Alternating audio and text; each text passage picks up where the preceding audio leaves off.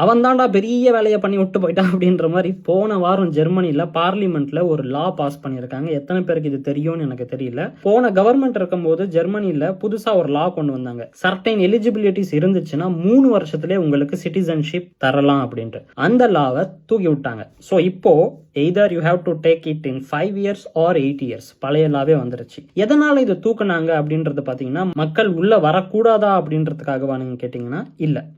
So எல்லாருமே உள்ளே வந்துடக்கூடாது, அன்குவாலிஃபைடு பீப்புளை உள்ளே கொண்டு வந்துடக்கூடாது, மார்க்கெட்டை இதனால் சிதைச்சிடக்கூடாது அப்படின்றதுக்காக இந்த ஒரு முடிவை எடுத்திருக்காங்க. If you are a professional, the doors are still open, don't worry. சிட்டிசன்ஷிப்ன்றது ஒரு பெரிய விஷயமே கிடையாது. மேக்ஸிமம் 5 வருஷம் இல்லைன்னா 8 வருஷம் ஈஸியாக கிடச்சிரும்.